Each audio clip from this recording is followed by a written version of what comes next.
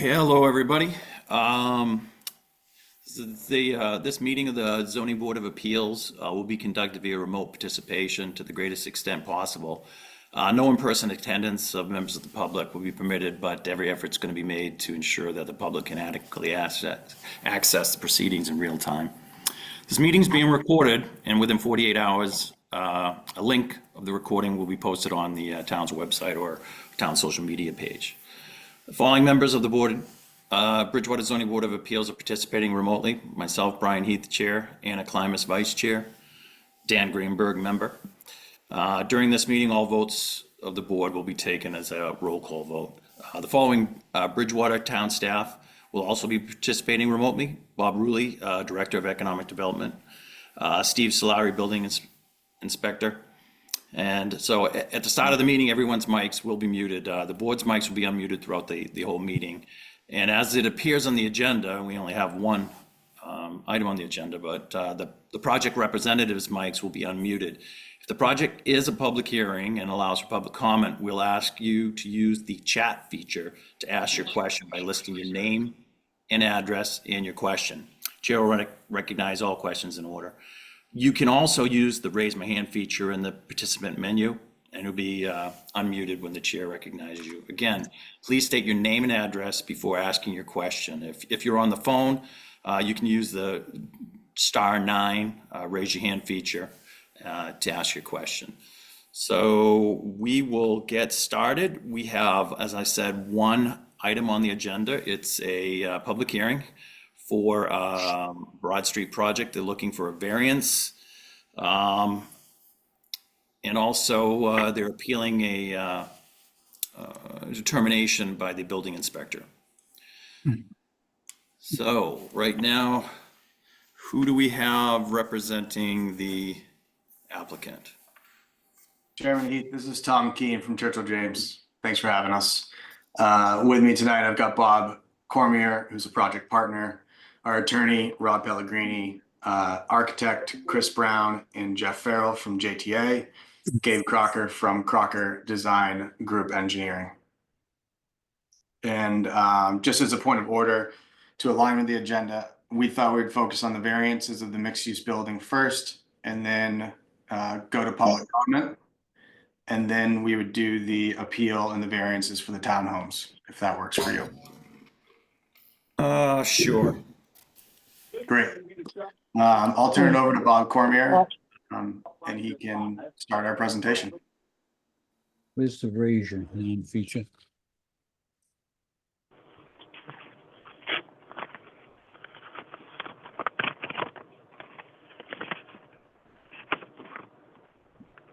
Can everybody see that okay?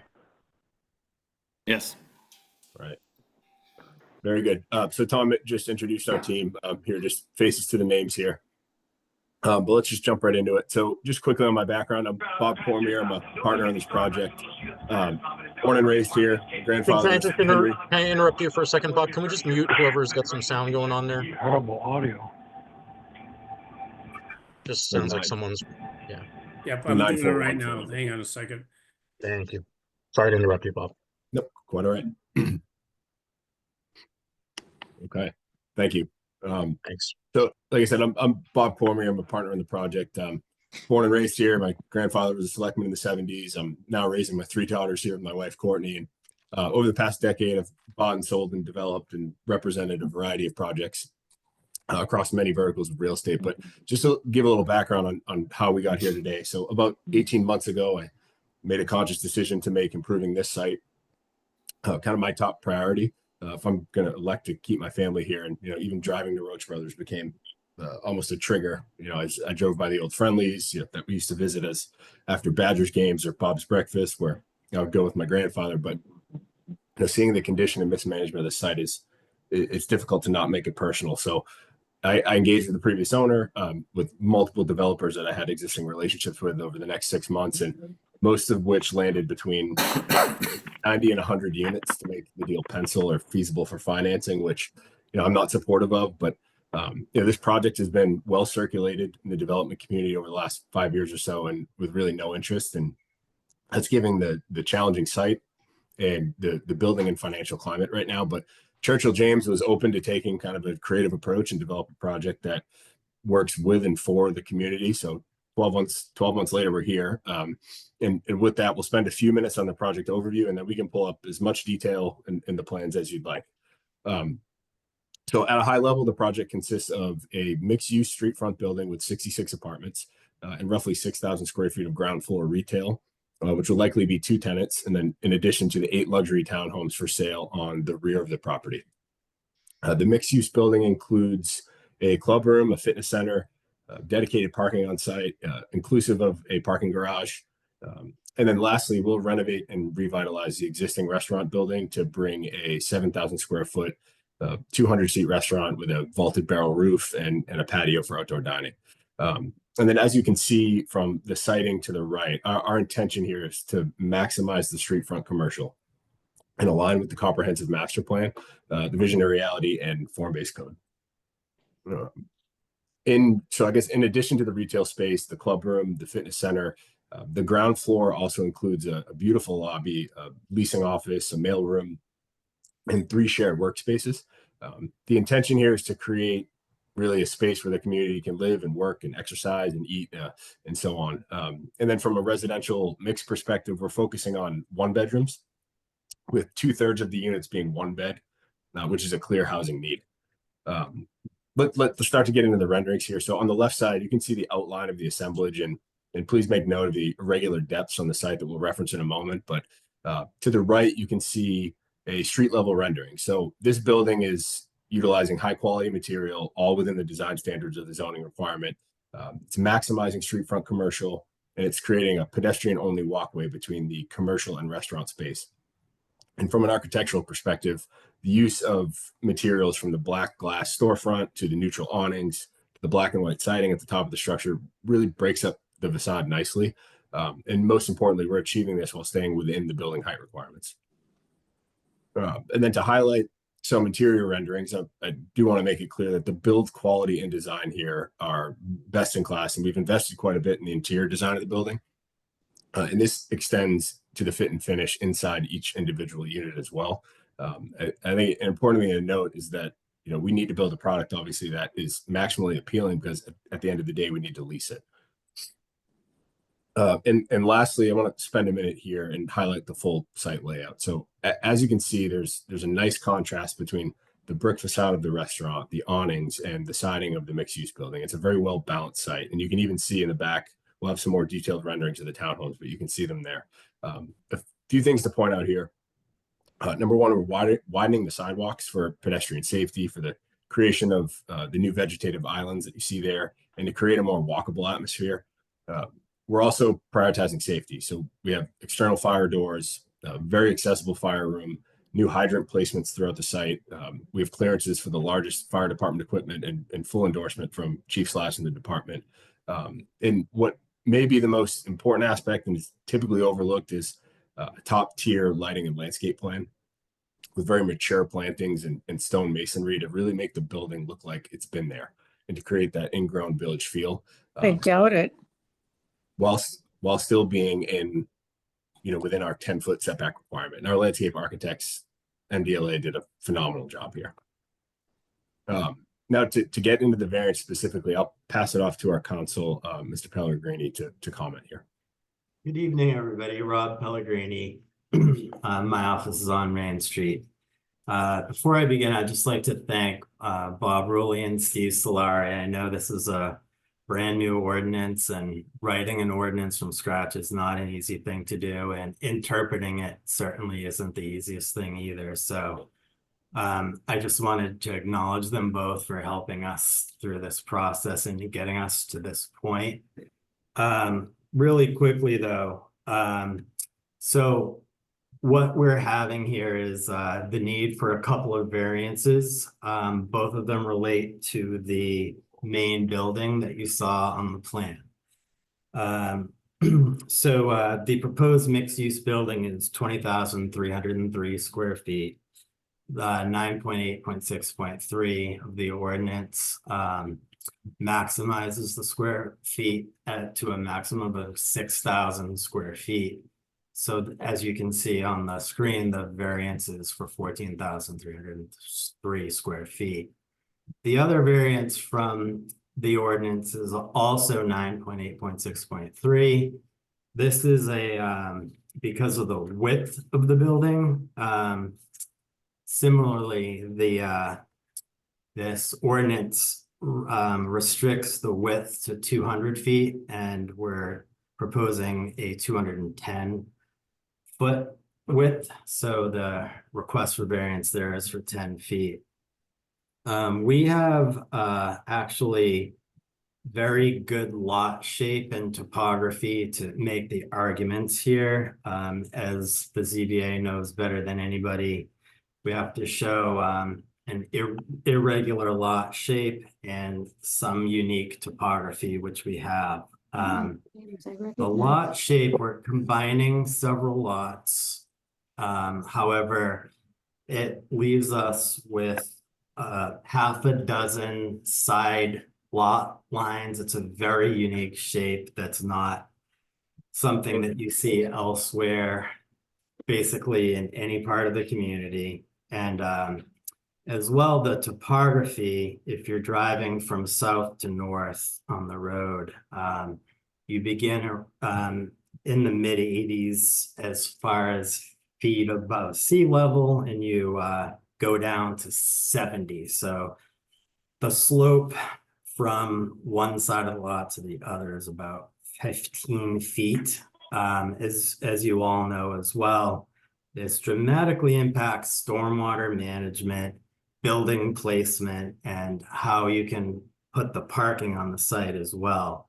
So the reason for the width of this building, it's obviously a variety of reasons, but one of the huge benefits of it to be oriented in this way is that it takes the curse out of that topography quite a bit. As well, we were really asked from the beginning to try to repurpose the bowling alley, which is, as you all know, something that's been around for quite some time.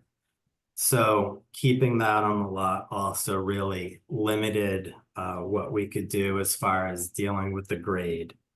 So we feel these are all not typical issues that are associated with this particular lot, and that we actually feel that not only does it not create a detriment to the public good, really, but it's actually a overall benefit, as can be seen from the various letters and support that you've received as well. So we're hoping you'll agree with some of those and some of what we're going to say tonight. And on that, I'll kick it back to Bob Cormier to complete the presentation. Thank you, Mr. Pellegrini. I think you covered it well, but just want to reiterate how challenging and unique this site is from a topography standpoint. There's a 15-foot change in elevation from corner to corner, and that's essentially an entire building story. And that's in addition to non-uniform property depths. And both of these hardships are very unique to this assemblage throughout the central business district. And with a severe grade change and the narrowing of the rear of the parcel, it creates very unique hardships, and hence the request for the variance. And I think we need to have the ability to extend that building past the drastic grade change to utilize that space for parking. So, but I think Mr. Pellegrini covered it well. So just to summarize here for this portion, we believe the findings of fact are the challenging topography, the elevation change, the irregular depths that are all unique to this assemblage. I think it's also important to note that the building is meeting all other requirements in the zoning ordinance despite these challenges. And most importantly, what the project can and will do for our community here is it's obviously providing high quality housing in both a rental and home ownership model. It's creating economic growth, pedestrian density to support the existing businesses and new businesses. And I think we can all agree we need to improve the success and minimize the turnover of existing businesses downtown. We're electing to restore an existing structure to bring a beautiful restaurant to town where by right could be another 4-story building. And I think this project directly aligns with the comprehensive master plan put in place over a decade ago. And then lastly is the financial implications. We're generating more than 8 times the tax revenue of what's existing. And frankly, it's eliminating what I would consider to be our most visible eyesore. Even, President Fred Clark at BSU, he took it as far to mention the hindrance to student and staff recruiting. And I don't think anybody can argue that. But I'll close with this. I mean, there's a reason this project that was previously approved was never built. There's a reason the property sat vacant for 15 years. There's a reason many reputable builders have passed on this in the last 5 years. It's a clear indication that the hardships are real. The current financing environment for development gets more challenging every day. And it's creating the perfect storm. And I truly hope you can hear and see my sincerity through the screen when I say this isn't a case of a developer requesting a variance to maximize anything. This is 18 months of work, looking at this from 20 different angles with what I would consider to be a world-class team. And it's all to determine what's viable, yet still appealing. And frankly, at this point, I'm pleading with you to see the highest and best use of the site. And it's really kind of our last chance to do something now for the community. So I'll end with that. And Mr. Chairman, if you want to either stop us here or we can move on to the townhomes, we'll follow your direction. Could you explain again? I apologize. What is the actual, in addition to the restaurant in the mixed use building? How much business areas in there, and what its general purpose? Yep, it's 7,000 square or 6,000 square feet of street front commercial. So you can kind of see it here on the right side. It will create a pedestrian walkway between the restaurant and the anchor of that commercial space. That space on the right will also have a patio, and there will likely be 2 tenants there. So we could, break it up 4,000, 2,000, 3 and 3.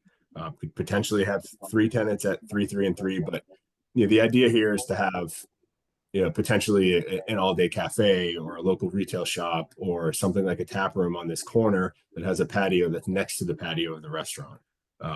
So I think it has a lot of uses. Ideally, that would be my idea for a use, and we have some very reputable businesses that are interested already. But I would like to have somewhere that not only everybody else in the community, but the residents on site can go get their coffee, have a shared workspace, use the gym, go to dinner next door. So hopefully that answers your question. Yeah, I thought there'd be more business use. I mean, this is a business district, and the majority of this building, even on the first floor, if I'm not mistaken, is all purely residential apartments. Well, most of the first floor is the commercial space and then it gets into the lobby. Well, you said it was 6,000 square feet. It's a 20,000 square foot footprint. So right, but majority of it is not. Most of that footprint is parking. So if we want to have maybe our architect chime in and look at the site, and that's kind of what we're getting at with the topography. In order for that entire building length to be commercial, technically in the street front, and not leverage that as parking, you would have to bring the grade up 15 feet, which it's a non-starter. Yeah, Bob, I can chime in here. So Yeah. there's 6,000 square feet of the commercial space on that first floor. There are some apartments on the right side of the first floor that, as Bob explained, the topography goes down. The rest of the first floor is amenity space for the building, circulation, lobby, leasing offices, mail rooms, etc. But that's all associated with the apartments, correct? Yes. Yep. I mean, is there a better, a better rendition of what's actually in that first floor? I mean, do you have a layout of any type? We can pull up, yes. Bob, if you want to actually scroll to the layout plans of the first floor. Yeah, it's a little small. Chris or Jeff, do you mind sharing your screen? Absolutely. Hi, I'm Chris, and I'll steal the screen for a minute. We're the architects. Joe, the architect, is our outfit.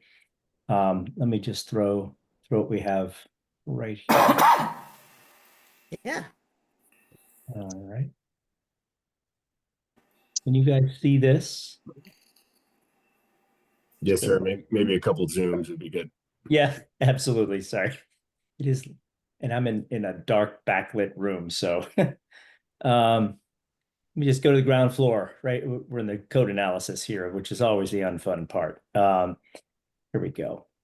Level 1. So let me just see if I can't zoom in here quickly for us. I think just to get to the heart of the question, which is, hey, why isn't there more business use here? The way the site is laid out and was explained is that I'm sorry, from Bob, can you mute everyone except for Chris? yeah, we got an endless echo somewhere. Sorry. iPhone 3 is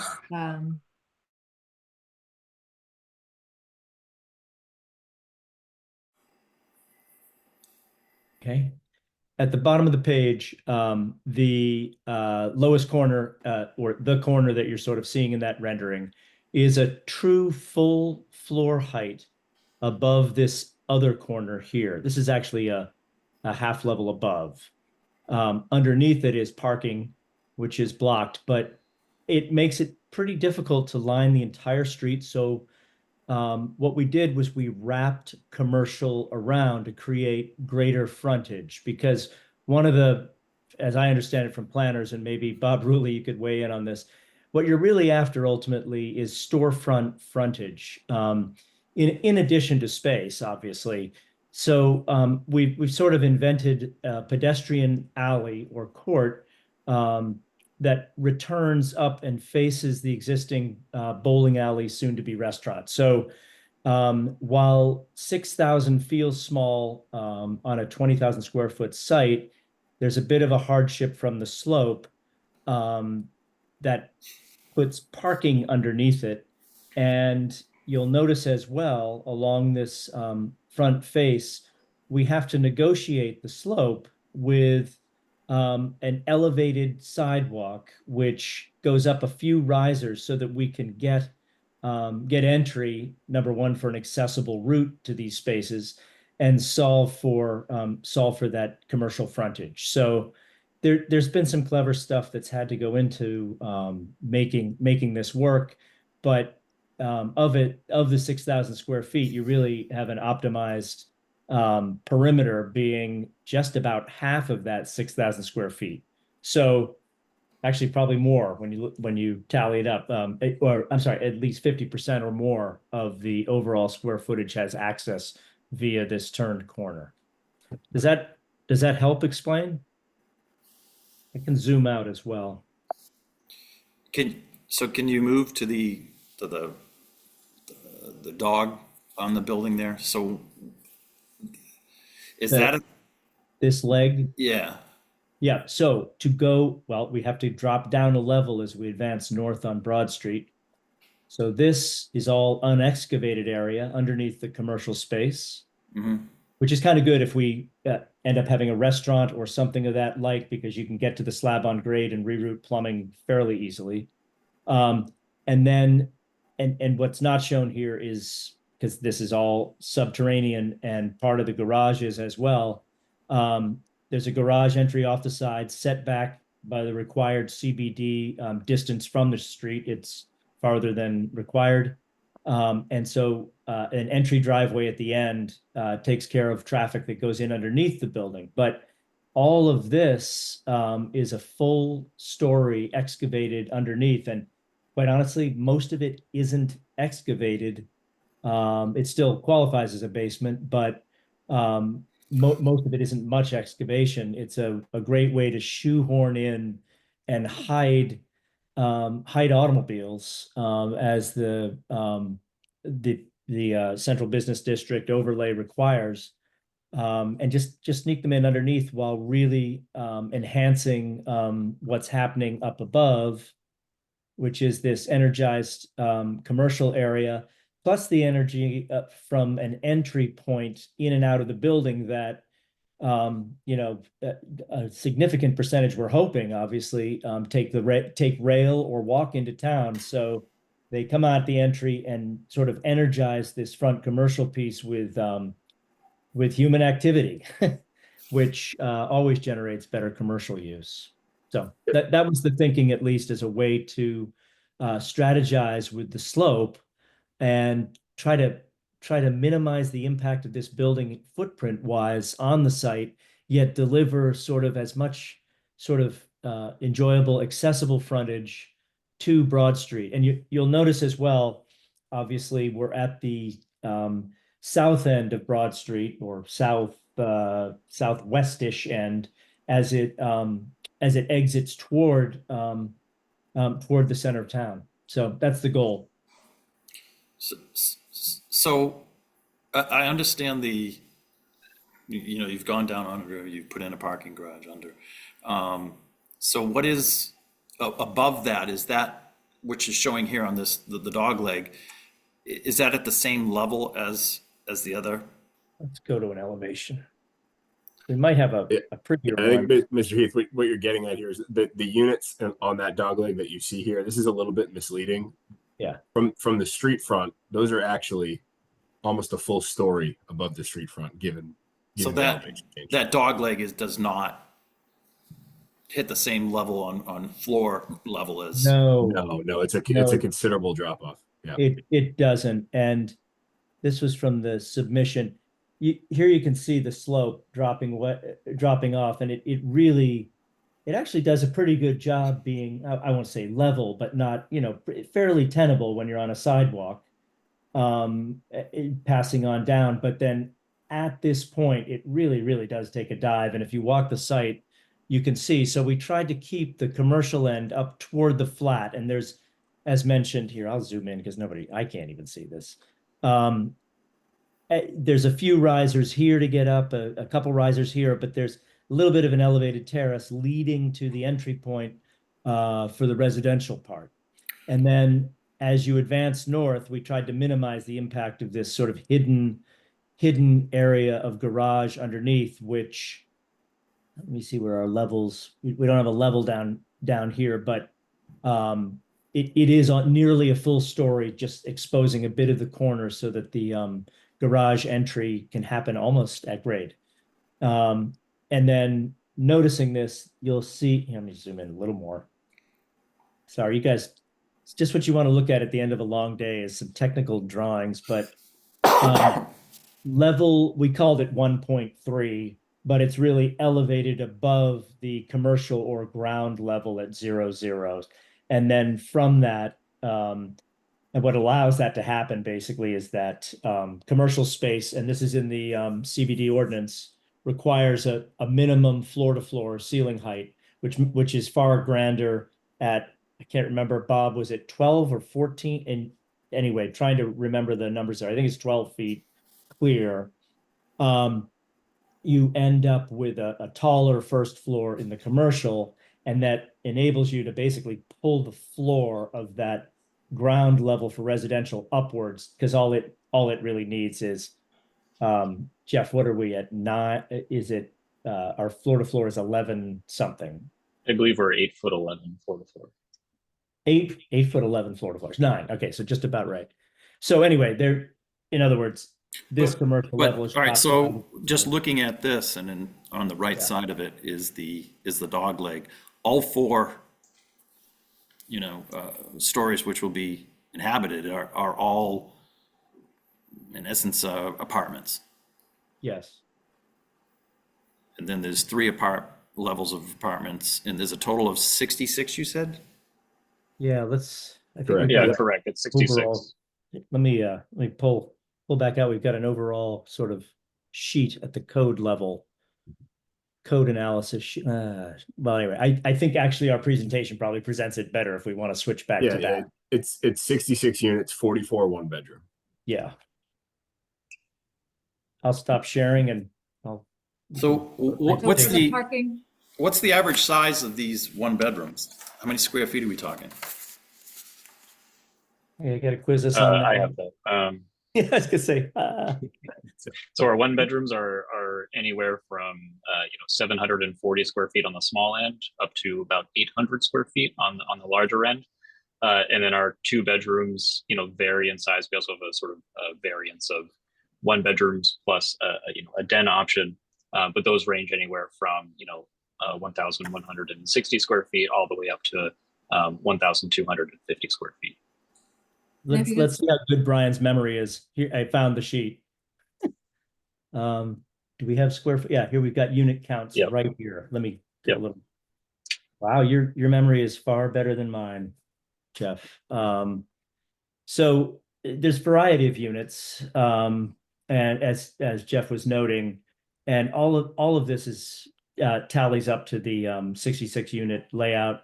Yeah, 799, 803. I think that's just a flip right left. That's your typical one bed, and then 737. That's your typical one bedroom. So I guess we have, I don't know how many of the type C, but they're plus minus 800. I think there's only a couple type C. Yeah, there's 4 of them. Yeah, they're minimal. The vast majority of one bedrooms, which are the 66 units, are either an A or B, which are plus minus 800 square feet, which is nice size.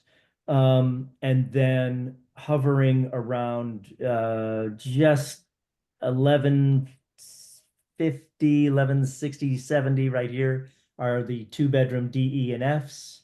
And then the G, because I think those are the corner units, are 1200. So about 1100 to 1200 is a typical 2-bedroom. Modest, not over the top. And the parking, if we could go back to the parking, is that for the retail space or for the apartment? Residential. All of the garage parking is all residential. So from a parking perspective, we'll meet all requirements for the retail and residential on site. I think the presentation has that a little better, so go into that. Yeah, that was the end of the content related to the big building. So we can throw it back up. How will the parking be regulated for the retail space? Is it free open parking? Is it metered parking? Is it?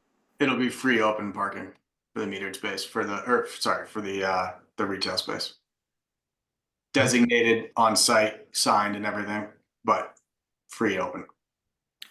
What's the total parking spaces on the lot? I know that's not on our preview, but I just question. I believe it's 116. So we have 1 parking space per bedroom. And then based on the square footage of the retail, I believe it's 18 total spots, 9 on site, 9 with a lease agreement. And Does that include the, when you're looking at parking, you're only factoring in, because my understanding is you're not initially doing anything with the restaurant, correct? The restaurant next door? Yes. Correct. Yep.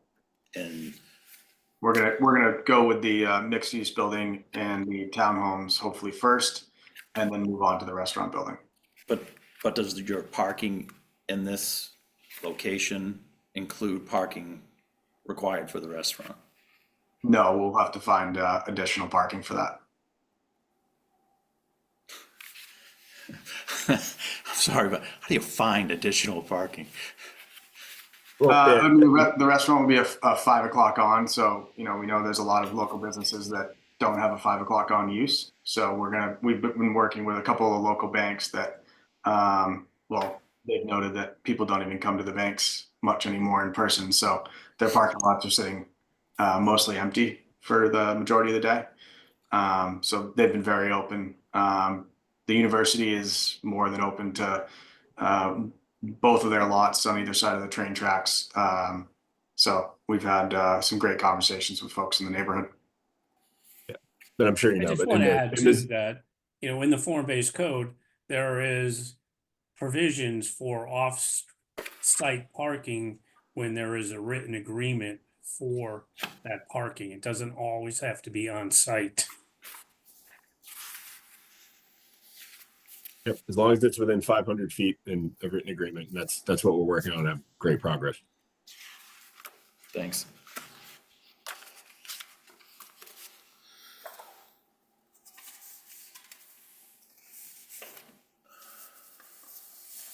So, all right. Do you have anything more in relation to the building itself? No, on the mixed use, that's it. So I guess we'll just take your guidance on if you want to get into the townhome piece in the back of the site, or however you want to manage it.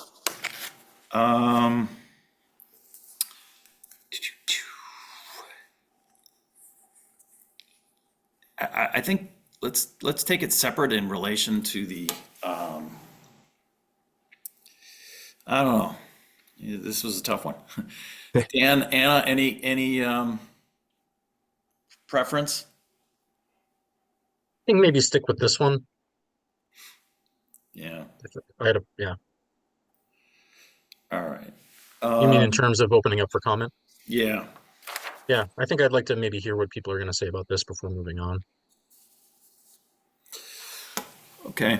So we're gonna open up for public, this is public hearing, so we're gonna open up for public comment and just to hear from anyone in regards to the project and the, hopefully you all understand what we're looking for in relation to this. It's the Central Business District, new statutes, bylaws require or allow for a 6,000 square foot building.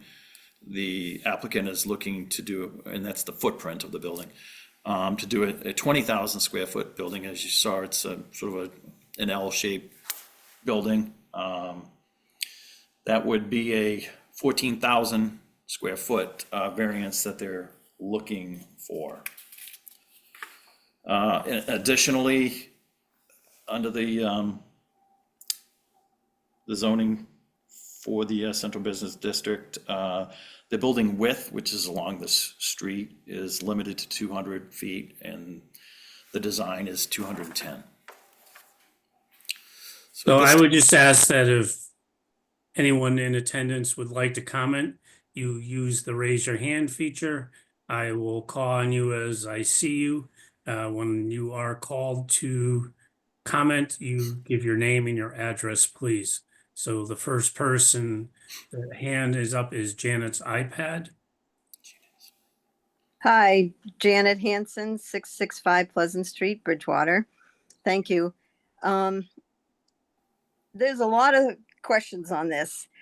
The variance of the 20,000, by doing that by 14,000, that's a big ask. My understanding is for this zoning area, you did it so that people would know what's expected, what's allowed. The developer should know before they buy, and know what's, I have a problem with that variance. That is a big ask. The 10-foot, I think, is livable.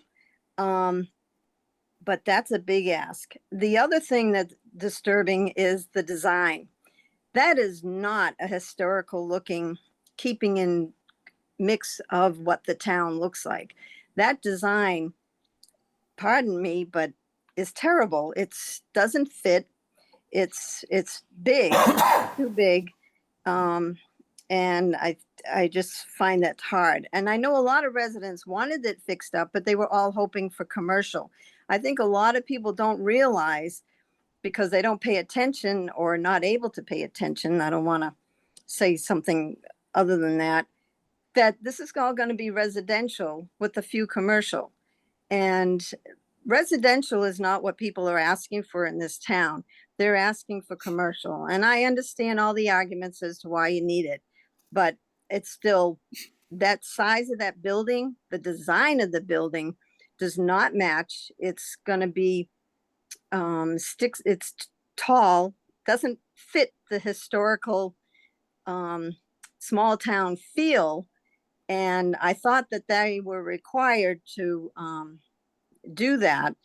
And I feel that when a developer buys a piece of property, they already know what can be fit there.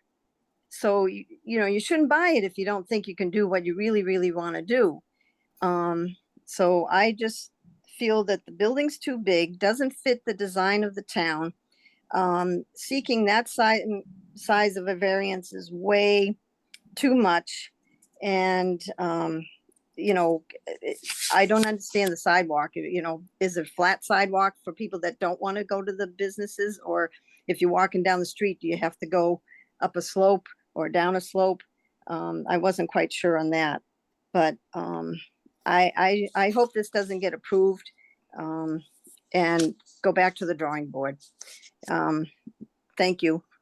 I might have more questions. Thank you. So next up is Eric Hoy has his hand up. Thank you, Bob. I just wanted to say thank you to everybody that's put in work on this project. I've lived in Bridgewater most of my life. I attended the schools in town, and I grew up in Rainham before moving and starting my family in Bridgewater. And whenever my family comes to Bridgewater and they come up Broad Street, it's been years, and they all say, what is going on with that street, and what's going to happen, what's going to become of those lots that seemingly get overgrown, and then the vegetation gets chopped back down, and it looks all right for a while, and then it falls back into ruin again. And I was excited when I saw the plans for this project, because in previous plans that I had seen, they were really kind of out of compliance with what would typically be approved under the Zoning Board of Appeals. And I understand that this project needs variances as well, but I'm just going to disagree maybe with some of the other things that have been said. I particularly, I like the design. I think it blends modern with some traditional aspects. The 4 stories is within compliance under Zoning Board rules and regulations. As a teacher in this community, when I saw that it was 66 units, I was initially a little concerned. But then when I looked at the layouts and saw they were most 1-bedrooms, I said, this is okay. This isn't going to be a burden on our on our school system with large class sizes where they're already bursting at the seams. And I think that the retail space that's going to be provided is a step in the right direction. It's not entirely all retail space, but this is just going to lead to the beginning of what Bridgewater Vision to Reality is trying to do, which is revitalizing that whole downtown area. So I think that this is a step towards that. I was pleased with the amount of parking. I understand that maybe not everything is ideal. There is also the street parking available. I was pleased to see that there's still discussion happening about where to maybe put some of these necessary parking that might spring up for some other businesses that move in the future. I really appreciate all the work that's being done to benefit our downtown, and I really do feel that now is the time to do something. I'm afraid that if this were to not get passed, I do support all of these variances. I think that this is the beginning of we need to turn a corner here, and we really need to do something in our downtown. I know people speak of that downtown charm. With the exception of a few historic buildings, I don't see much charm outside of that not beautiful common area and our historic buildings. Many of the storefronts are looking run down, and I think this is a step in the right direction. It's something that we need to act on, and I do believe that we need to do it now. Many other communities in Massachusetts have taken similar approaches with mixed use buildings, and you cannot have just retail. No developer is going to come into your town and just put in some small old school style strip malls. It's just not feasible. It's not a realistic investment for them. And I really think that this is a compromise that hopefully many of us could choose to live with. So I do support what Mr. Cormier is asking for. I know that you'll all take it under advisement, and I really appreciate your time and thought that's going to go into this project. Thank you very much. David Moore has his hand up.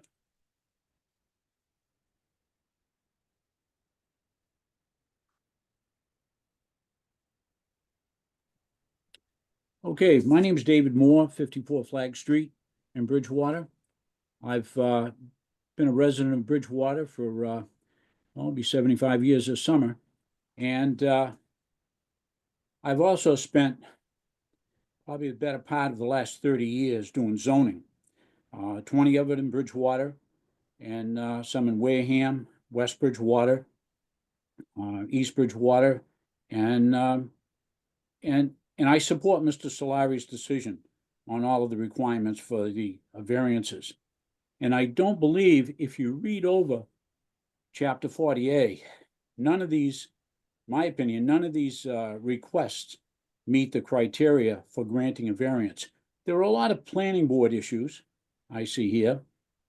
I agree. I don't find the design of the building particularly attractive.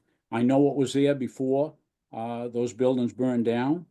I know what was there before Friendly's was built and so forth. But those are planning board issues. The design is planning board. the fact of the matter is, it's just too much building on too small a space. 6,000 square feet, we hired some folks to come up with a bylaw that would be acceptable to the town, and they did, and they came up with a 6,000 foot limit. To go to 20,000 square feet, I don't think is even close to coming anywhere near the requirements for meeting a variance. Sure, there are some financial hardships, but financial hardship, self-imposed, is not a criteria for granting a variance. There was some mention about the off-street parking. Well, that's something that should be figured into all of this. But again, that's a planning board issue, not a ZBA. That restaurant that was there, they're talking possibility of 250 seats. So you're looking at one car for every 4 seats in a restaurant. So where are you going to find 80 parking spaces? Yeah, off-site. Well, when that restaurant was built, they had parking across the street, and it didn't fly. 3 different people tried making it. It didn't fly. So it's just too much, in my opinion, and the opinion of, hopefully it'll be the zoning board of appeals, that a variance will not be granted because it's just too much for too small a space. If they do go forward, I will be there at the planning board hearings looking for design changes in that building, because I agree with Mrs. Hanson that that building certainly does not fit the criteria specified, a village-like atmosphere. That's more of a village of what we see on Route 18 in Weymouth as you head up north. Also, I believe it appears that half of that building is 5 stories. Now, whether you count a parking area below or not as a story, it's a story. The fact of the matter is that building is huge and it's just too much. So I hope that the ZBA will not grant the variances because it doesn't meet the criteria for a variance as spelled out in 40A. So that's it for now. Carrie Campbell has her hand up, or his hand up, I apologize. Oh, it's me, her. Hi, I'm Carrie Campbell, 241 Park Avenue. I want to thank all of the people who put so much time and effort into these plans. It's evident to me that these are thoughtful plans. They're forward-looking for our town, and really what our town needs. I was a very active parent when my kids were small in the BR district. When my son started first grade was when we had terrible budget cuts to our schools, and we had to fight very, very hard to restore our school's budget. And the reason I bring that up is because I've sat in many meetings like this in which it just seems to me that we can't ask for or get good things in our town without a fight. And to me, the building and the design is very thoughtful. It's attractive. I think it does fit in very well with the town. And it gives us a forward-looking goal toward what we want to become. So we look back and we say, you know, it's not attractive enough. I don't like it. Or I remember it when I was a kid, and I just think these kinds of things are they're not helpful for us in moving forward. We are at a critical junction as a town, and this is the time to make these changes. I think they're thoughtful, attractive, positive changes for the town, and I'm in favor of these variances. And I thank you all so much for your hard work on behalf of all of us. Thank you, Carrie. Michael Manter Sr. has his hand up. Yes, I wanted to. Michael, if you just identify your full name and address, please. Yeah, Michael Manter. I live at Viva Lakeshore Apartments. I've been a Bridgewater resident in different spots since 1996. I agree 100% with Eric Hoy and Carrie Campbell. I believe we as a town have been doing these meetings and having these discussions. And I think that the space is a good use of space. Think of 66 units, 44 of them being of single bedroom. we're not overburdening our resources. And I think it makes sense for us to finally do something to really help this town. It's so tired looking. It's frankly embarrassing looking. And we've been letting it happen for so long. Many of us drive through that and wonder, when are we finally going to do something? And, with that topography, I think they did an excellent job of maximizing that space and utilizing that to add that parking for underground. And I think that was excellent. So I think that when you talk about the restaurant and you talk about the parking, these guys made it very clear. They've already talked to the college. They've already talked to the banks. Many people park uptown and then walk, or we hope will walk along the shops and be able to park at the bank or park across the street at the college parking. I mean, look at the way they park at Crispy's. They park in the dirt parking lot and walk over there. I think the college parking lot or the bank up the street will not be a problem. So I'm in favor of it 100%, and I do hope this passes. Thank you. Michael, you have your hand up. If you could just identify yourself, name and address, please. I believe I'm the Michael you're speaking of. I think so, yeah. Yeah, Your sure. hand is So up I am Michael Manter. Funny that it'd be going directly after my father, but I am from Vernon Street, and I would like to also be in support of this project. First of all, I'm not really in the area to say that after these folks have put in so much work, that I'm going to say that I'm not in favor of it because of what's there now. Friendly's is not coming back. So, I do understand the history of Bridgewater. I too, obviously, just like my father, have been a resident since '96. I'm proud to be a Bridgewater resident. I don't plan on leaving here ever.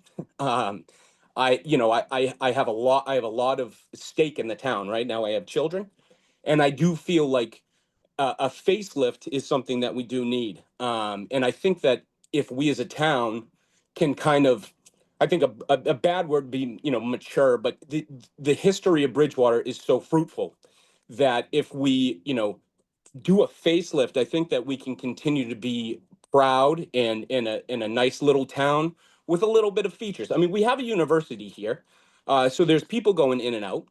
And I think that we as residents have the ability to go to uptown, downtown, whatever you want to call it, and go to these places and mingle. And right now, it's not a mingling spot. And I again love the town so much. I'd love to walk in the center, and that is why I'm fully supportive. I do like the look of the building because we're not going to get the farm town or farmhouse look. This just looks clean. I like that it has a walking path in between. And I would agree that this is also a college town and people walk from classes. So the college students will be able to walk, and we actually might be able to park and walk now too. So I feel like this is a really good step forward. And I fear that if Eric had said this as well, I fear that if we reject this, no one's going to come and develop here, and we're just going to run down some more things. So that's kind of my piece on it. I'm in full support, and great work here. Thank you. The next person with their hand up is Lauren Hanson. Hi, yeah, thank you. I won't waste a lot of time. Oh, sorry, Lauren Hanson, 25 Swift Ave. I won't waste a lot of time just repeating exactly what Eric and Kerry and both the Michaels just said. I agree with them fully. I am also a lifelong resident of Bridgewater. I've been here my whole life, 48 years. I love this town. I'm also a business owner in this town. And I feel, from every which perspective that, this is something that Bridgewater needs. We need to breathe some life into this town, into the economy, attract people to live here. And again, I'm not going to go on and just repeat what everybody else has said, but this is what we've been asking for a long time. It's what the town needs. And and the time is now. I feel like it's enough talking. It's time to start doing. So I'm in full support of this project, and I'll leave it at that. But thank you for listening. Thank you, Lauren. Next up is John.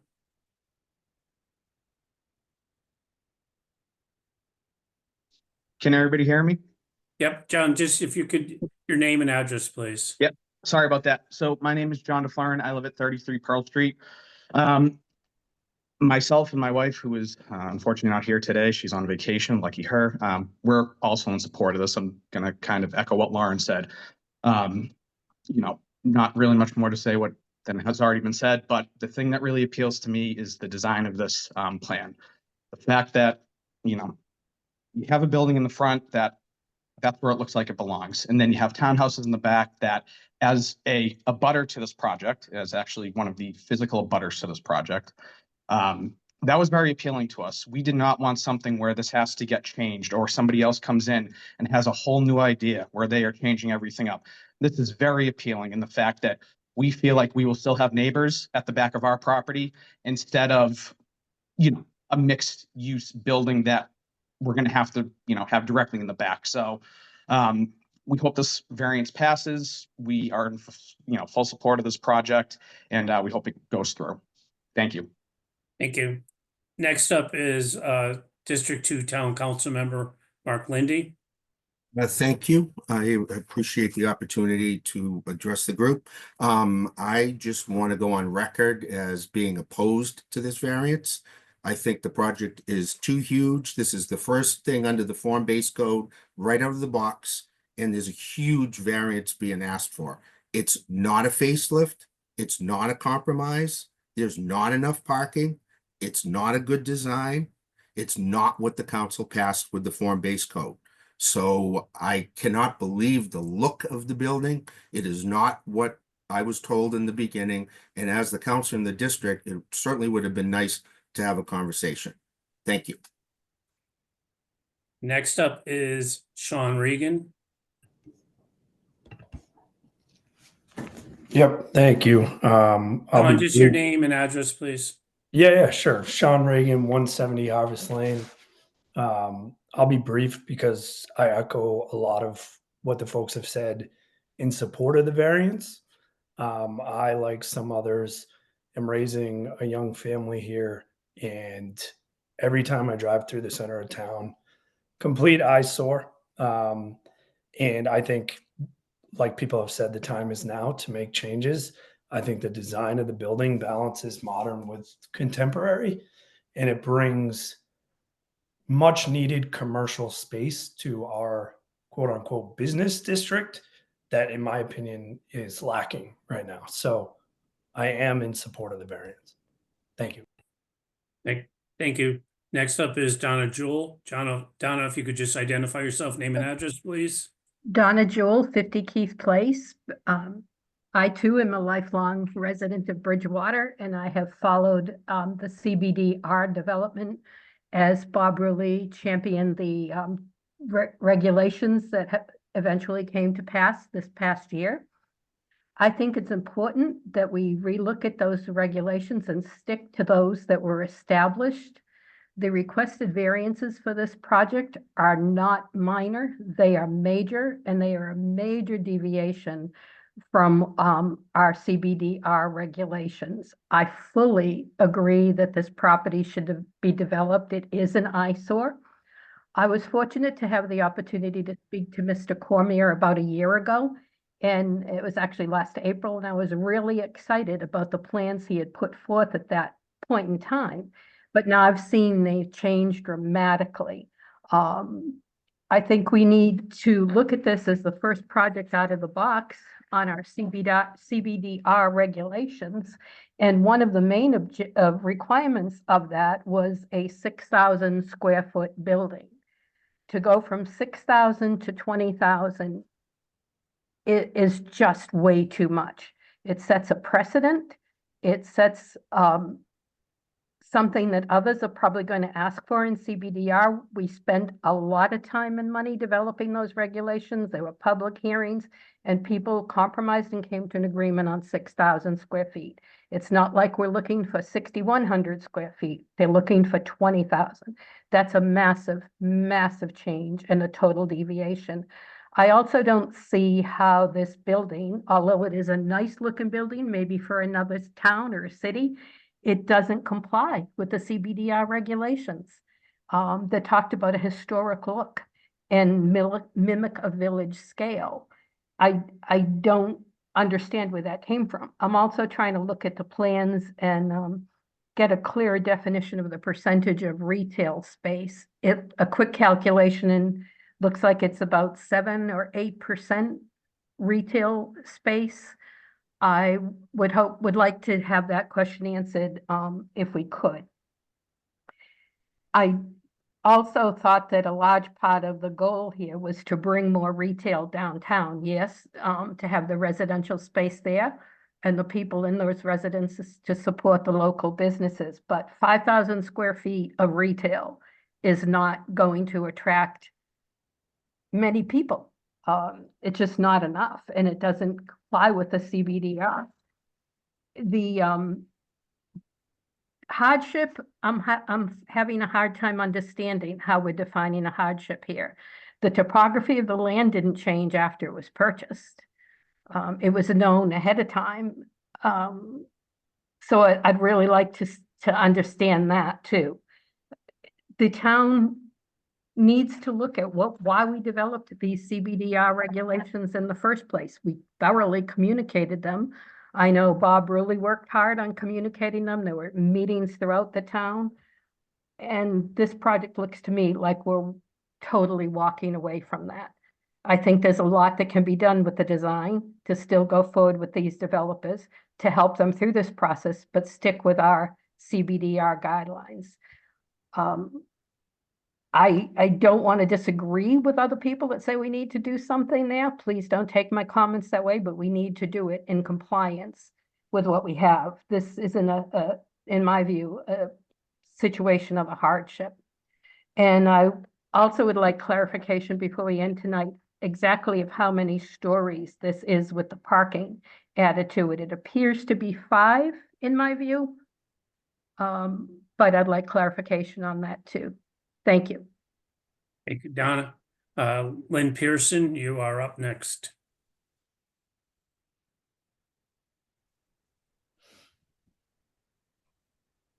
Lynn, are you still with us? Yep, here I am. Hi, my name is Lynn Pearson.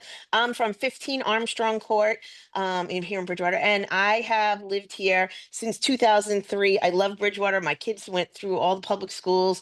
I'm a big fan, and I am so excited to see such wonderful work to be done there. I think Bob Cormier's vision is amazing, and I would love to see all that work and to see all that foot traffic. It's just such an eyesore, and it's so awful. And Bob and all the crew that worked so hard on trying to figure out what to do with it. Thank you so very much for wanting to put so much time and effort into such an awful, difficult topography. So I'm all for it. So thank you so much. Nick Palmieri, you are up next, sir. Good evening. Nick Palmieri, 36 Dartmouth Road. Lived in town since '86. I had a business in the center of town. A couple of questions. What about community impact and traffic studies? Hopefully we can hear something on what those have been done to this point. Certainly taking into consideration the fact that we're really overburdened relative to our sewage treatment plant. And what about water? So there are a lot of items that I think need to be addressed before, notwithstanding some of the comments that have been made relative to the fact that this really doesn't go exactly with the CBD regulations that were recently passed. We had, if you recall, back a few years ago, another proposal in that exact same area. And it, after 10 years of work, it did not go through. So there have been attempts. I don't know personally. I can't support this particular project the way it stands. There's still a lot of unanswered questions. I don't honestly believe it. And as a member of the Historic District Commission, I don't know if it really portrays a truly Bridgewater historic property, in my opinion. But anyway, I just want to leave it at that. You know, I unfortunately, I just can't support this particular project as it stands. Thank you. Thank you, Nick. Next up is Councilmember Ellenberg. Yes, hello. I came late to this meeting, but I have heard much of it. And I wanted to say that I do support development in the center of town. However, I feel the comments made by Donna Jewell, David Moore, others are essentially correct in that what is the purpose of having zoning laws unless we follow them? This has been a problem that we have laws and then we just nilly-willy break them. Now we have certain parameters that fit within this new type of zoning. I think we need to stay within the zoning as it is and let it go forward from there. Another comment I'd like to make is I would have liked to have seen this be elderly housing, 55 and older. Couple reasons why. First of all, the elderly, they don't cause trouble in general, okay? And second thing is elderly with disposable income can be walking out and about amongst the whole area. They have reduced the number of cars that they have. Many have gone down to one car or no car. So I would like to see it go for elderly housing, but that obviously is more of a planning board issue than a zoning board issue. However, as to the zoning, please stick to the parameters of the existing zoning law and work within that. Thank you. Dr. Hunt, you're our next. Carlton Hunt, 80 Austin Street, Bridgewater. I've been a resident since 1986, and I trace my heritage to the founders of Bridgewater. To be honest with you, I understand what the needs are. I don't like the size of the building. I don't like the look of the building. It looks like somebody set up on Route 18. If you've ever driven up there, you've got buildings right on the roadway, 4 or 5 stories tall that are modern looking. This building does not comport with the requirements of the form-based code for historic nature look of a building. This has very little visual acumen to that particular requirement of the form-based code. I'd like to understand a little bit more why we were told way back when a really good type plan. Most of us were on board for that. And all of a sudden it changed into a 20,000 square foot building with a variance of over 14,000 square feet. I don't mind a big building there. I just think the style of this building and the size of this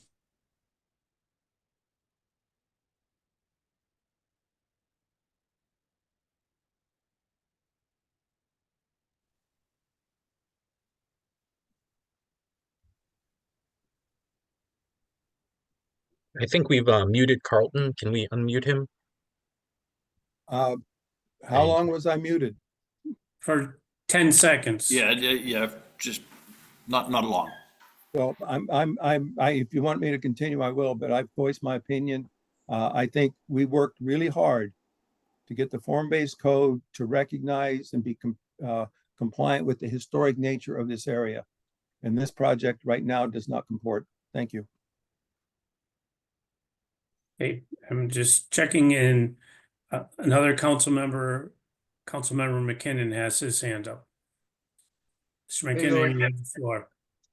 You guys hear me? We can hear you. Yep, Brad McKinnon, 86 Spring Street. So I know this is all up to the zoning board, but I did just take a ride down here. I live right on Spring Street. I'm sitting right across the street in my truck. What I see right now is 2 empty lots, that 2 houses burnt down and have been vacant. An old Friendly's building that was maybe an Asian food place for maybe 3 months at longest, and then a bowling alley that has been abandoned for as long as I was a kid. I mean, I live on Spring Street. I get everyone's worry about the traffic. I get that. I drive down Route 18, East Bridgewater, Whitman, Abington, Weymouth. I have to do it just about every day. It's horrible down the whole Route 18. I get that. We all understand the infrastructure problems, but something needs to happen here. And I mean, like I said, it's up to the zoning what does happen, but we do need to start here out of anywhere when it comes to the downtown district, because this, I mean, the amount of times people come up to me and say the center looks like Detroit or stuff like that. I don't even like to say this, but I know they're asking for a lot, but we are lucky that at least the developers have been from around town. Whatever you guys do decide, like I said, is up to you. Yeah, it is a lot, but it's a project that something needs to happen here. And I mean, I was happy with the 44 single apartments. That is good for our school, as Eric Hoy did say, and a few others, but yeah, we're gonna, I mean, no matter what, it's all the zoning, I mean, the MBTA community, all that stuff's in. The Milton versus Mass ended today. You can look up the results for that. Something needs to happen here. I'm not saying it needs to be this, but we need to do something. And the longer we do hold out, probably the longer we're gonna be stuck with just looking at this. And when it comes to the restaurant parking, as I sit here, I do look across the street, and I know from a past planning board meeting for the Napa position that as long as it's within 500 feet, people could use that. Maybe they could look into purchasing a parking lot across the street, because yeah, that is a worry down the road for parking. But as Bob said too, it's in the paperwork for the form-based code and all that, that you could kind of park wherever you want as long as there's agreements written up. So like I said, this, not really going to say if I'm in support or not, because it is a touchy subject, but something needs to happen here. And like I said, we just got to be happy that it's at least someone from Bridgewater trying to do something here who's lived here his whole life. So that's really all I have to say. Thank you. Mr. Chair, I'm going to go through, but I don't think I see any other hands up. Mr. Moore, do you have a hand up, or are you just commenting? Yes, he has. Mr. Moore, you want to say something else? Yes, I agree with most of the people that have spoken tonight that I'm looking for redevelopment of the area just as much as the next guy. I was looking forward to the implementation of the form-based code. I was really hoping that the project could come close to that. Unfortunately, it hasn't. And the way I read the law, the Zoning Board of Appeals does not have a good enough reason to grant the variances.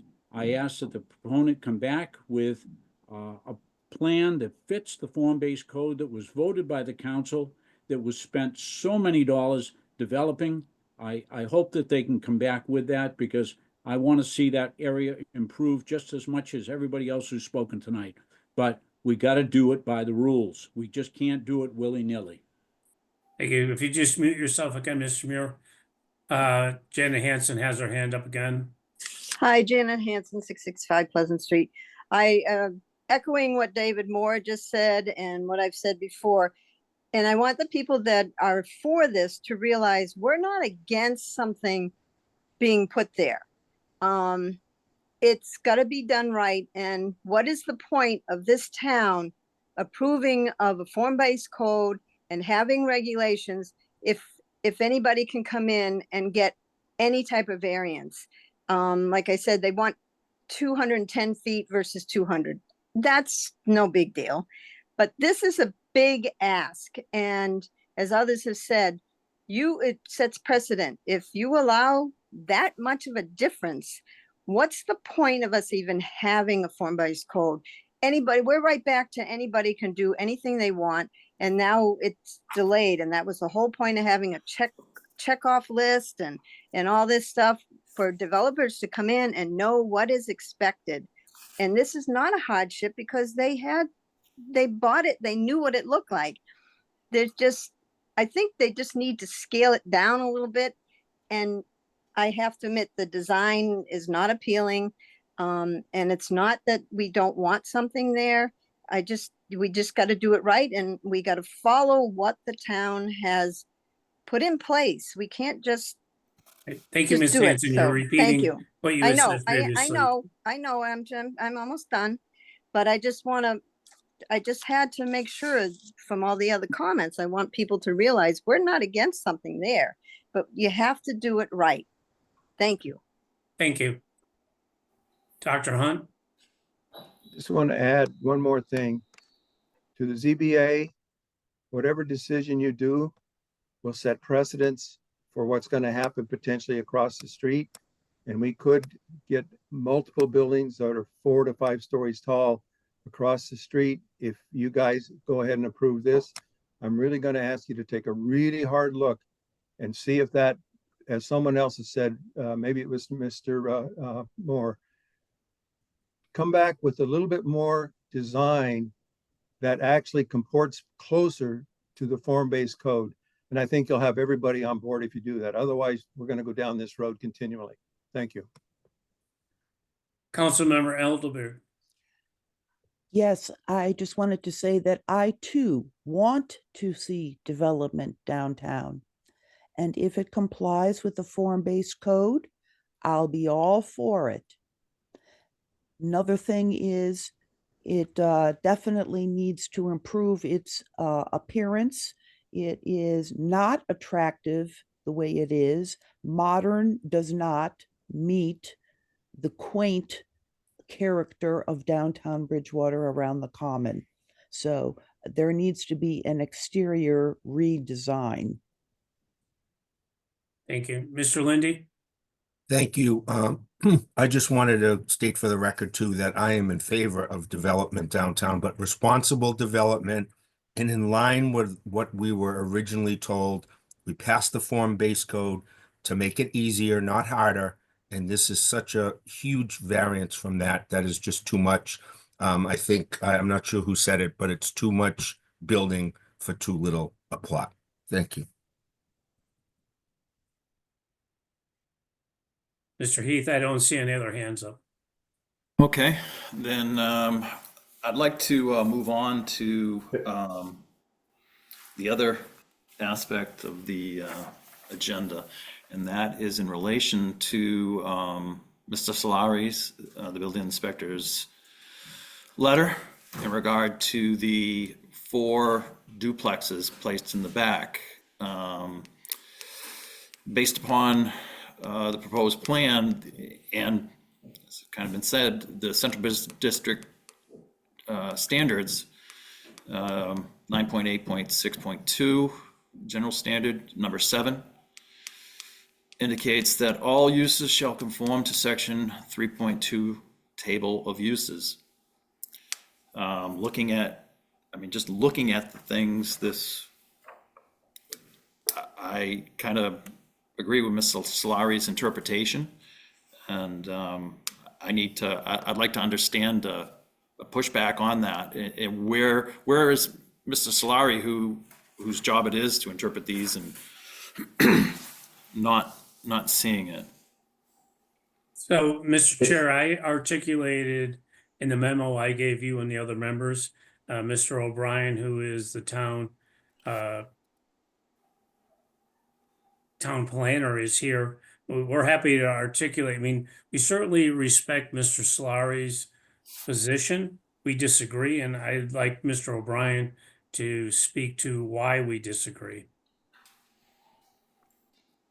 That's fine with me. I mean, like I said, I read through, I went on to, Massachusetts General Law, Chapter 40A, and read through it and read through all these, spoke to a few different people on the matter, and they were all in an I agreement. don't know who you with spoke to, Solaris. but I would just ask that you give Mr. O'Brien a chance to speak. Sure, I'd love to hear how you get there. Oh, much appreciated. So as part of the form-based code, there is regulations and information about design of duplexes. So the intent of the form-based code and MBTA communities is to allow for multifamily by right, which includes 2s and 3s.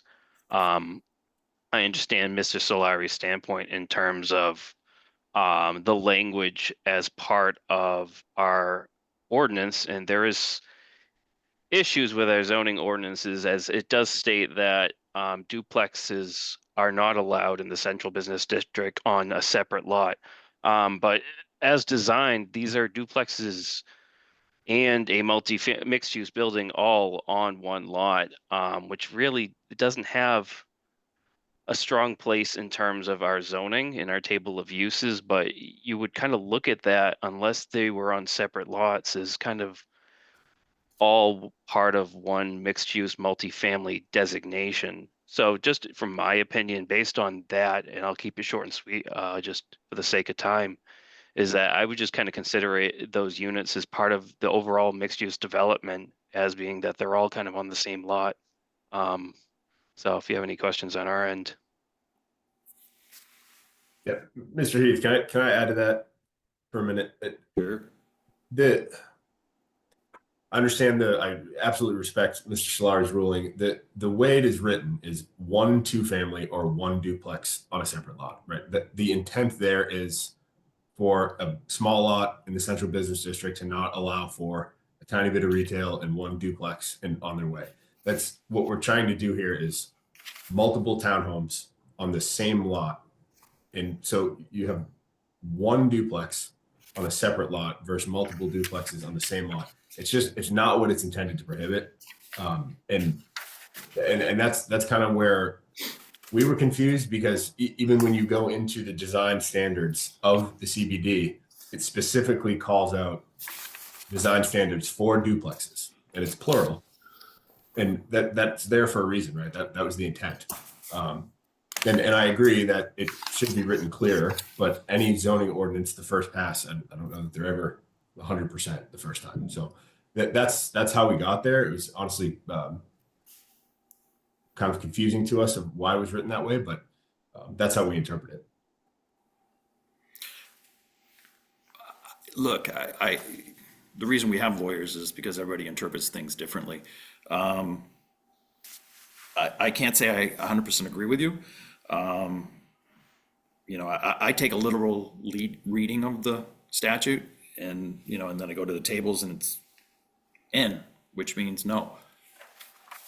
But I'd like to hear from Steve, and he's got his hand raised. So, Steve, can you unmute Steve, please? Yeah, I know that the interpretation is interpretation, and 1 2-family, 1 duplex on a separate lot is basically, separate lot means the lot that it's on. I also want to recant the memorandum that was sent to you today from CED that said that multifamilies were allowed by right. If you read it correctly, it says multifamily dwellings, and there's an asterisk. And then the asterisk says, see section 9.8. And when you read 9.8, which is the district it's in, there's not one word mentioned of multifamily. The only word mentioned is mixed use. The problem I'm having here is we're just using it, the intent. You can't use intent as a legal description of what something's allowed. And that's why I don't understand why I hear all this talk about this, that, or what. We do not allow duplexes in the CBD district. It doesn't matter if it's on 1 lot, if there's 1, if there's 4. That is why I made the decision. And again, I keep hearing that multifamilies are allowed by right. And if you go to our table of use regulations and you go to multifamily dwellings, there's an asterisk. And the asterisk at the bottom says see section 9.8. And if you go into 9.8, which is this district, you're going to read nothing, 0, about multifamilies. So that's why I've made these decisions, Chairman, based on what our bylaws write. Now, if it's missing in there, then maybe that's a change that should be made to the bylaw, which is no problem if the change is made or if they want to make a correction on it. But as the bylaw stands now, it's my opinion that multifamily or duplexes are not allowed in this district. Thank you.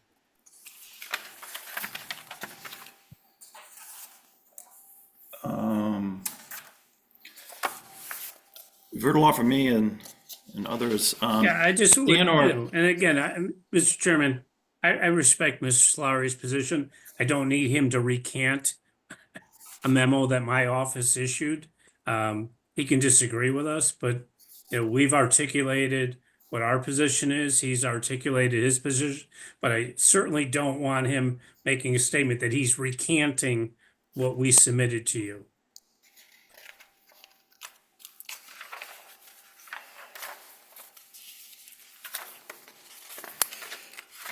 Anna or Dan, do you have any questions or comments in relation to this matter on the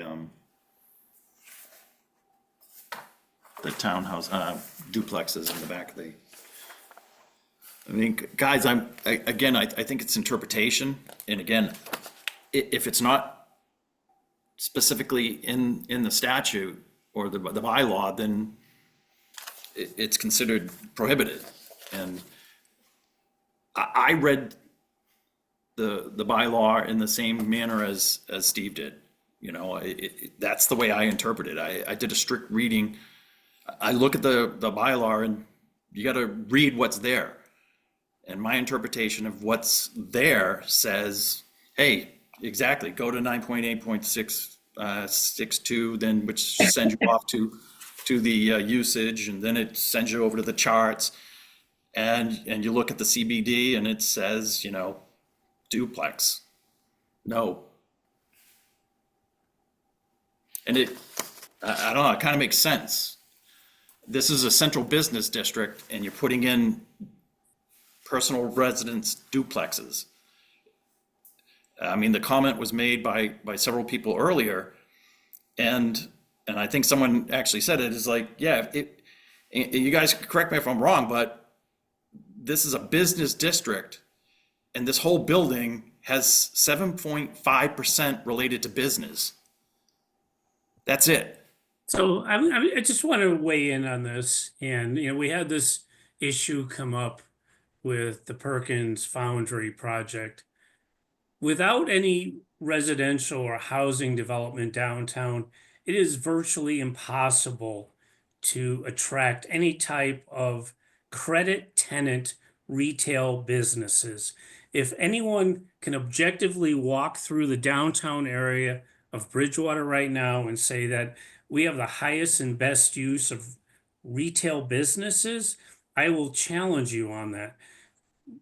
You can't attract restaurants, high-end retail without residential. That is a fact. You can search that on the internet anywhere you want. We can't make anything happen without residential development. So you can have requirements for 15, 20, 30%. You're not going to get it. It just doesn't happen. That's a reality. There are other economic realities in terms of what happens in terms of development right now. I'm happy. We have a workshop scheduled for the end of January to work with the council on understanding real estate development economics. But to suggest that we should just say 20% retail, who's taking that space? Tell me who's taking that space. There are no credit tenants taking that space. If you have no credit tenants taking that space, you have no lenders lending you money. That's a reality. Now, I know people don't want to get into the economics of real estate, but it's a reality that we need to get into. And it's frustrating that people don't have the courage to want to get into it. Well, the other side of that, Bob, is that you've basically said that it's, and maybe I'm misunderstanding your definition of retail. It's business. Would that include, a law office, an accounting office, or any type of professional business? Do you include that in retail or not? If you have new office development in this space, whether it's going to cause someone to develop it, Do you have a lawyer? You, Brian, as a lawyer, would you open your law practice in a space that is going to require you to pay $27 a foot triple net? No, you're not going to do that. That's what it costs. That's what the cost of development is right now. That's what the cost of financing is. That's what the cost of private equity is. That's what the cost of acquisition is. Those are the realities of the marketplace. I shared this with the council in February of 2023 in terms of what the market is in this area. You're not attracting credit tenants that can pay that kind of rent. So You look at Campus Plaza. Just let's all bring it back here for a minute. This is something that we all feel very passionately about it, which is clear. However, this is the Zoning Board of Appeals. We're not talking about what tenants we can attract or anything else like that. That goes beyond the scope. That's more of a planning issue, not a zoning issue. What I'm looking at right now is the regulations. We've all discussed them. We've all read them. It's a matter of interpretation. And if you look at strict construction, and that's what I'm looking at, the strict construction of these regulations, I don't see it. I don't see where there is, the duplexes would be allowed. And if you can point me to that, if you can share your analysis, if you can help me get there, that's great. But otherwise, based on the strict construction, I agree with Solari. I would And then the ask that you not make a decision tonight, that you continue this, that we look at what, and I articulated this in my memo to you, in the full encompassing of what findings of fact you need to have to make decisions. And are things consistent with the comprehensive master plan? Do we need housing in the state of Massachusetts? Yes. I mean, these are things to take into consideration. I'm not asking you to make a decision tonight. But Bob, with all due respect, that goes beyond the scope of the zoning board. It doesn't. It doesn't at all. I mean, We are limited in what we findings of do. fact are based on just that. Bob, it's the zoning board of appeals. I mean, we're limited in what we can do. The only thing we can do is look at what the bylaw says. I mean, you look at how can they even get to us? One of them is, and they're here because the building inspector basically denied the proposal or gave them a letter saying, hey, this isn't in compliance.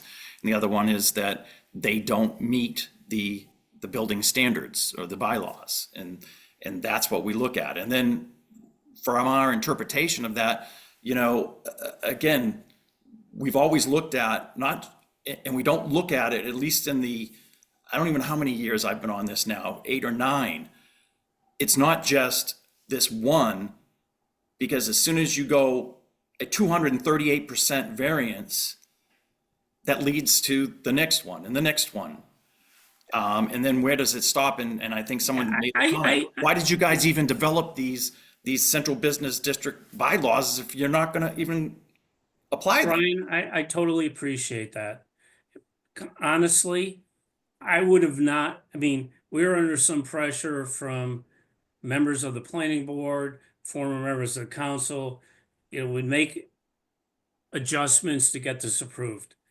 There are economic realities with respect to development right now that just don't allow these things to happen. So, I mean, is this? Bob, these just got put in, in May, was it? That they were adopted? Right, but I mean, again, we were under the gun that we had to get again, I'm going to something. stop you, Bob. I'm going to stop you. This goes beyond the scope as to why these regulations went into place, what the background and the history was. That goes beyond the scope. These are our regulations. These are the rules that we must look at and work within. These are our guidelines and our rules, whether we agree or disagree. That's the law, right? You have these statutes. You may not agree with these statutes, but that's what they are, and that's where our focus is. So Mr. Cormier has his hand up. Can I just jump in here, Mr. Chairman, if appropriate now, we'd like to just respectfully withdraw the request for an appeal on this segment and just focus on the other agenda topic. Sorry, Bob, which one? The request for appeal on the townhomes, please. Okay. But I think, Bob, just to be, and Anna can speak for herself, but I think both of the requests are, when you look at the statutes that we have to deal with, and it sounds like they're just bad statutes that got applied, but as a zoning board of appeal, that's all we can deal with is what's there.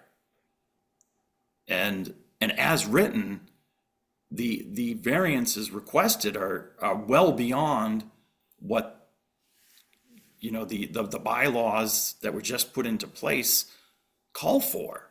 And that's our biggest problem. I don't think anybody, I can speak for myself again. I'd love to see this place developed. Me too. Me too. But Yep. we've got to look beyond just this one, again, this one project, and we do this in every single one. We have the bylaws that we have to look at and interpret and say, okay, yeah, you're right, you need 3 feet. Everybody's in support, it's not a big deal, you know, great, there's your 3 feet, it makes sense. To go from 6,000 to 20,000 square feet, that's a big, that's 230% higher. Yeah, and we completely recognize that, right? I think, and maybe I'm mistaken here, but and I don't know if I can address public comments, but there were just a lot of plain inaccurate statements there. My understanding is that is the purpose for identifying a hardship, and land hardship in topography, a regular lot shape, or that's what state precedent is. And what I'm trying to drill home here is that in terms of setting a precedent, number one, I was under the understanding that there really is no precedent. The board has the right to look at every case independently, but that's the reason for hardships. And the very key point here is that there is no other assemblage. Someone mentioned across the street. I know the lot very well. It's the same owner that we purchased this parcel from. It is not the same parcel. It has very different topography, very different lot shape. It does not have the same justification for any type of variance that's comparable. We shouldn't be looking at other lots. It's the topography and the hardship that exists, the land hardship that exists on this site. It's not a financial hardship. It leads to financial hardships, meaning the project just isn't feasible to do this any other way. That's why we came up with this.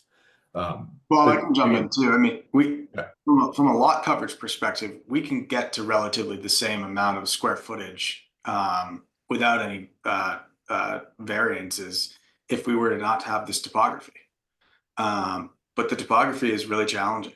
And, you know, we've been working with Bob, he's a local resident. You know, we've really come to enjoy working in Bridgewater because we find that a lot of the people Lot spoke tonight are very supportive of development. And we just feel like this building is, yeah, we're asking for a big variance. We understand that, but we found a lot of challenges. We would have, I'd love to not be here. These decisions are difficult for us because they take a lot more time. And buying projects that aren't fully approved is tough. And what we try to do is make sure that what we're putting forward is the best building that we can do, rather than just throwing something up there that doesn't make sense and isn't what the town wants. So I know there's new zoning in town. It was implemented shortly after we bought the land, and we just thought this was. Yes, it's a big request, but we thought it's a request that we wanted to put in front of you. So.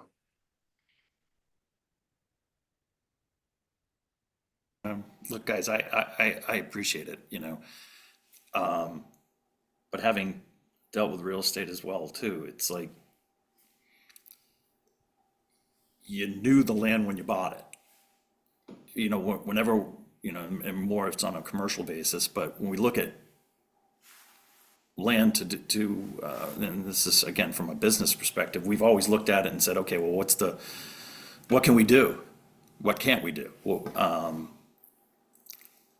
I think the comments have been made, right or wrong. The new zoning that was put in for the central business district was supposed to make it easier and give people an understanding. Hey guys, if you meet this, you're going to zip right through. It doesn't seem to be working, and I think this is like the first one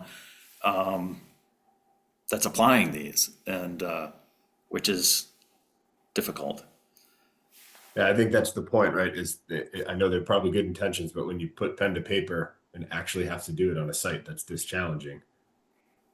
Yeah, I mean, the 200-foot long building, what's to get to 6,000 square feet is kind of crazy.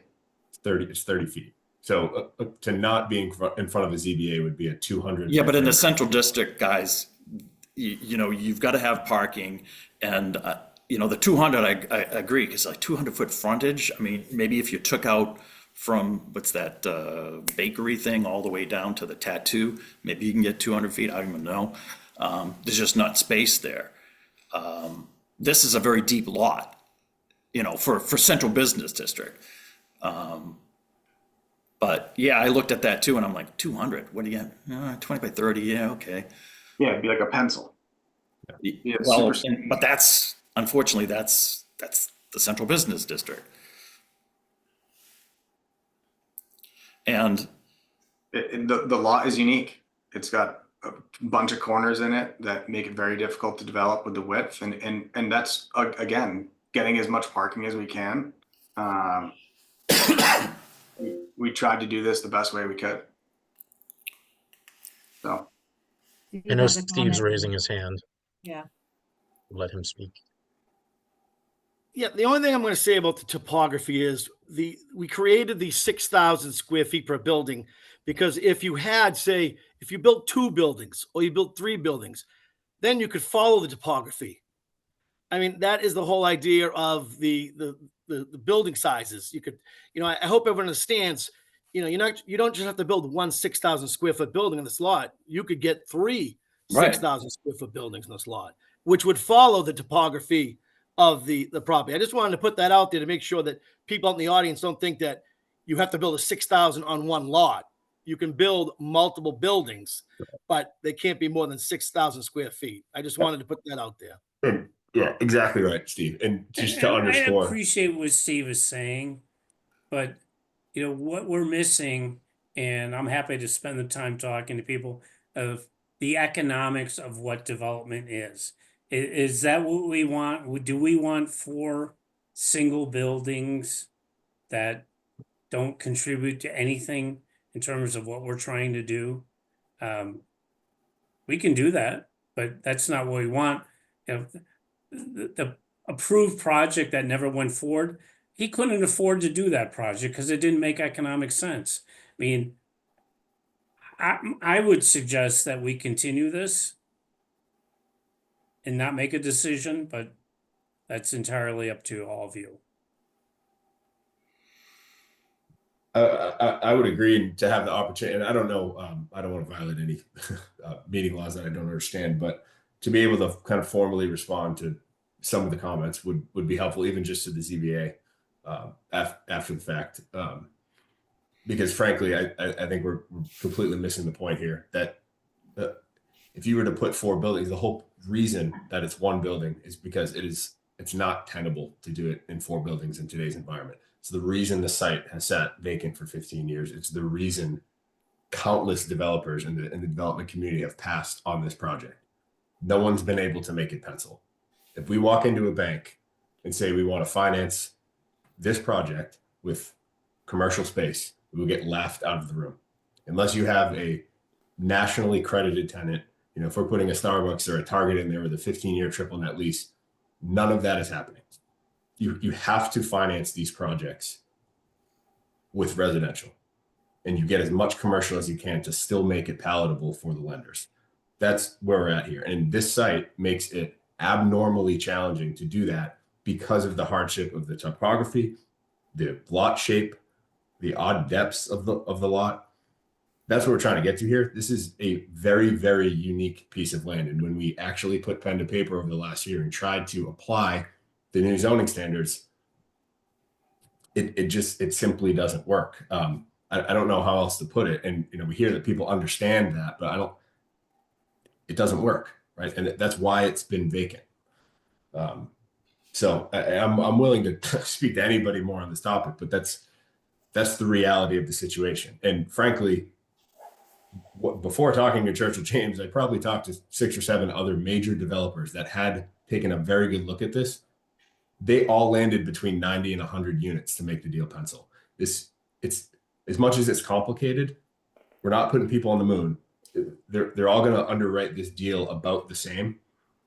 In order to get it to a place where they can go approach a lender, it was all between 90 and 100 units. And I was opposed to that. I don't want that type of density. And that's a building or multiple buildings that's going to be very low quality. That's the opposite of what we're trying to do here, which is why I was so excited about Church of James, because they were willing to think about it a little bit differently. Incorporate the townhomes that are for sale that would allow for less density. Keep the restaurant that would allow for less density. We were able to get it down to 66 apartments. The previously approved project was 62 on 4 buildings, never got built. I'm trying to make sure everybody understands the reality. Not what you want, but what the reality is. But Bob, I think Anna has kind of mentioned it too, and we keep trying to explain to people what we can do as a zoning board of appeals and what we have to deal with. And we deal with the bylaws and then have to look at, okay, well, what are the asks for the variances? What are, you know, what do the bylaws say? I think that I don't know if Dan has commented on it, but you know, we talked about the duplexes. Yeah, hey, if you can put it in there, if the bylaw allowed it, great. It's going to help you out financially because you're going to sell it, you're going to build it, you sell it, you know, it'll work. And a strict reading of the bylaws says that it's not allowed, at least in our interpretation. I know you guys seem to have a different opinion because you put it in there, but and then you know. On the townhomes, I can understand and respect that, and yeah. And then, you know, but does that change your development? You were talking about it makes it more tenable and financially tenable to have these townhomes. But if you remove that, are you still going to keep the plans as they are now with the 66? I can't speak to that right now, but probably, I mean, we would do our best to keep it because of how far we've come and how much work has been put into this. So I would hope that we could move forward with that, yes. And so I guess if you're looking to continue it, and I'm sorry, Brian, you were speaking. No, go ahead. Please. So, you know, if you wanted to respond to some of the public comments and some of our comments that you may think are inaccurate, I think for me, and again, as you know, Brian and I have both said, looking at the bylaws, if you can point to me how this isn't substantially degrading from the intent of the central business district kind of rules and regulations and give me that analysis. I understand and appreciate the financial aspect. I understand and appreciate and fully support revitalizing downtown, putting in a restaurant, putting in, you know, getting rid of that eyesore. I'm a resident myself. I fully appreciate that. But my hands are tied by the bylaws. Yeah, and I'll just make a couple comments too. I haven't said much thus far, but part of that is because, you know, I've been listening. I've been trying to gather information here. I don't think we have had really enough time to gather enough information on this. I think clearly what you're asking for does not fit the bylaws. So in my mind, the only way that it's going to work if there is, you know, some kind of hardship that we can find or something that you can prove, you know, does work with the bylaws. Having said that, I'm not sure I'm ready to make a decision because I'm not sure I have had enough time to look at this information. I don't know if Brian and Anna feel the same, but I'm not opposed to continuing to. I'd like to look at the site. I'd like to look at the topography of it. I'd like to see what the unique challenges are before we make a decision. But like I said before, clearly it doesn't fit, you know, with what the bylaws outline now. So it would have to be some kind of a hardship in my mind. 100% agree. Yeah, if we can continue, I think that'd be great. And yeah, I mean, to echo Dan, I mean, literally, I was. We've had about 30 hours to look at this. I mean, yeah, it's a little more than 24 I didn't hours. have that. You know, I stopped my real job this afternoon and spent 3 hours going over the proposal and reading the bylaws and reading the Massachusetts general laws and talking to some other individuals in construction and just to get a better perspective. And literally that was like, well, just printing it all out took about 15 minutes, 20 minutes. And then, just reading it and then coming up with questions. And then, yeah, this was like, for the very first application of this new bylaw, this was a difficult one with timing and everything. Certainly understand and respect that, and certainly understand this is not your primary career, right? So, So And if- again, to echo what everyone else has said, I think we all want some kind of change down there. We want to see this happen, but we are beholden to, what the bylaws are. That is our role and our responsibility here. But I would like, to have a little bit more time to look into that thoroughly before I make that decision.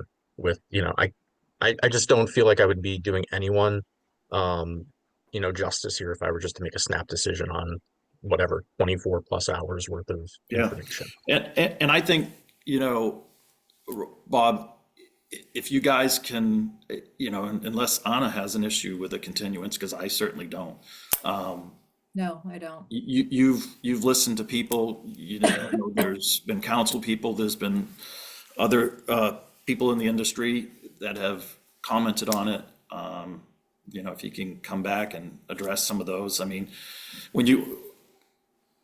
one of the things, and I've got it highlighted, and it's right here, is it's under the mixed use frontage of this zoning, and it struck me when I saw in the zoning bylaws they show, and it does say, hey, these are just pictures. It doesn't mean that this is what you got to do, but they look nice, and it says the purpose of the frontage is to develop village scale mixed use buildings that are close to the sidewalk and support pedestrian. New development should continue the character and historical pattern of Central Square. Now, I think we can all agree this.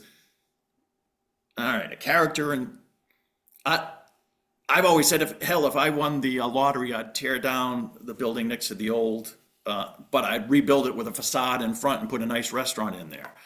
I do like the outsides of those buildings there as you go along, but they need a lot of work. This one, some people have said it's completely modern, and it would look nice if it weren't next to the bowling alley and the places across the street, and if everybody was like that. It would help if you could address those. Sure, understood. So if we're all in agreement, maybe we can agree to, we will continue this to the next meeting, or if it's the meeting after that, whenever you guys can. I would suggest we continue to the next meeting and let the applicant respond accordingly to some of the things they've heard. If we have to continue it to the next meeting, that's fine, but let's just not make a decision tonight. Okay. If you're in agreement with the continuance, I will put a motion for a continuance. Yep, that works for us. Thank you. All right. Dan or Anna, if you want to make a motion to continue this 86 Broad Street. Yeah, I'll make a motion to continue this 60 to, I'm sorry, I don't know the exact numbers, but the Broad Street project that we're hearing today. And we'll continue it to the next meeting. Yes. All in favor? Dan? Anna? Aye. And myself, aye. So appreciate all the work you guys have done. And again, I think you heard it from everybody. Would love to get it done. Hopefully we can get there. Thank you. Thank you very much. One quick point. Can we just get on the record when the next hearing is, please? Sorry. It is. So this is. So it's the 22nd, Bob? That seems right.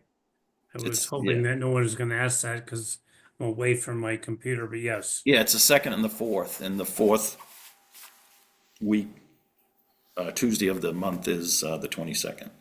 2 weeks from today. Thank you. We'll confirm that with you tomorrow, Rob. But does that give you sufficient time? Sorry, what was that? Does that What give was you that, Anna? sufficient time? I believe so. Yep. Okay. Thank you. Okay. All right, gentlemen, thank you. Appreciate your time. Thank you. Very much. Thank you very much. Okay. The board members, you might as well stay on. We have some administrative stuff to take care of. Should I make a motion to close the public meeting? No, Yes. you don't want to close, you don't want to No, close the yeah, public hearing. because Just gonna keep I'm it- it's right here. continued. It's just continued. Oh, I'm sorry. Well, yes, we continued that, but the public for our Comment. administration. Public comment portion of the meeting. Well, we didn't really, that's continued along with Okay. it. It's just, Never mind. you know, Okay.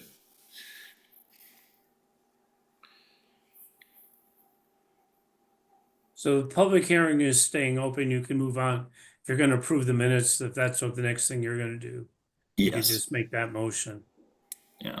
So guys, we had the September 11th and the November 13th minutes that were sent out to everyone. I looked through them. I didn't have any issues. Dan or Anna, if you're all good with them, if you want to make a motion to accept the minutes as drafted. Yeah, I have no objections. I'll make a motion to accept the minutes as drafted for 9/11/24 and 11/13/24. Get a second? Second. All in favor? Dan? Aye. Anna? Aye. Myself, aye, so the minutes have passed. That being the remaining business, we can make a motion to adjourn. I'll make a I'll make motion a to adjourn. You can second it, Dan. I will second that motion. All in favor? Aye. Dan? Aye. Anna? Aye. All right, thank you. Thanks, guys. Have a good night. Thank you. Thanks, everyone.